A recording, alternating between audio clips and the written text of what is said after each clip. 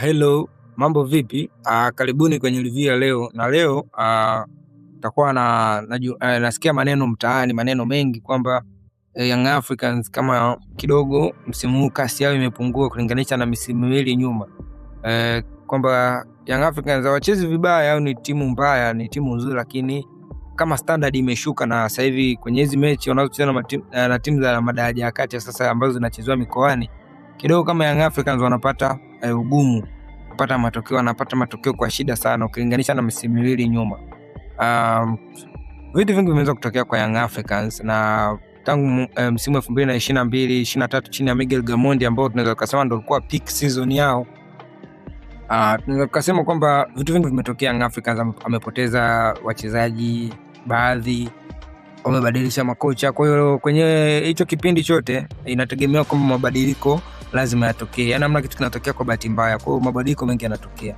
Kwa hiyo kitu ambacho naweza kusema kwa ujumla Young Africans kinawafanya mpaka sasa hivi kidogo kunakuwa kuna ugumu kidogo, yani ile flow ya timu unakuwa ioni kwenye ubora ule ambao tuliona labda misimu ile iliyopita nyuma. Ni kwamba Young Africans katika kutengeneza timu inakuwa ina flow na inakuwa ina ceiling, yani inakuwa ina sakafu na pia inakuwa ina paa, kwamba sakafu ni wale wachezaji ambao hawa ndio timu inacheza kuwazunguka wao, wasipokuwepo basi ule muunganiko unaondoka, na paa ni wale wachezaji ambao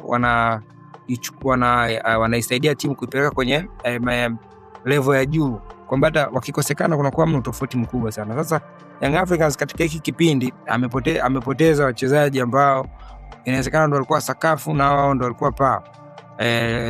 Tutumie labda kwa msimu huu, tuanzie na eneo labda la kiungo. Msimu 2022-23 Young Africans walikuwa na Stefan Aziz Ki, walikuwa na Ali Diaucho, walikuwa na Pacome Zouzoua, walikuwa na Maxim Pia Zengeli, walikuwa na Mdathir. Sasa ukiangalia hii combination ya hao wachezaji unaweza kuona kwamba ambaye alikuwa fit msimu huu ni Maxim Pia Zengeli. Pacome hajawa full fit 100% msimu huu, lakini unamuona yupo anajitahidi, lakini hayuko fit msimu. Kwa msimu huu unaona kama kidogo fitness yake ina shida, anacheza na maumivu, sijajua kitu kama hicho.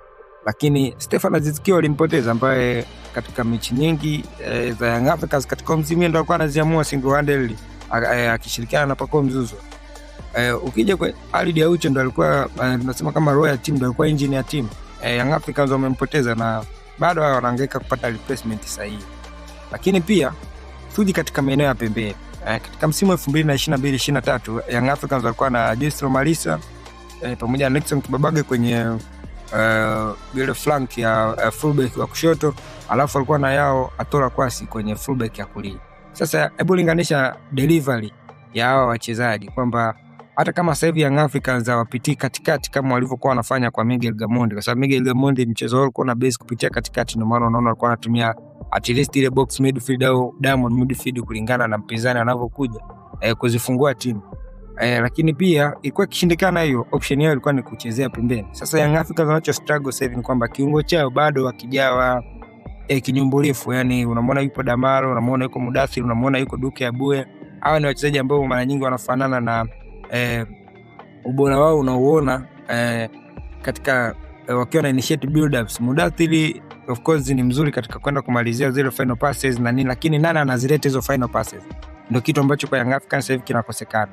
Tuende kwenye maeneo ya pembeni basi, ambako labda kocha Pedro Gonzalez na anapenda Young Africans wapite mara nyingi muda huu.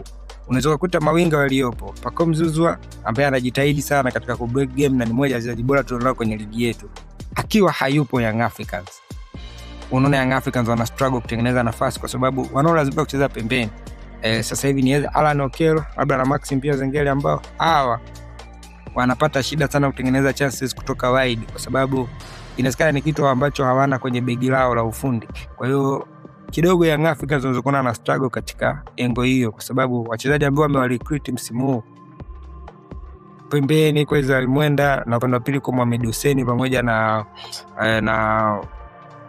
nisahau jina kidogo Mkongo huyu,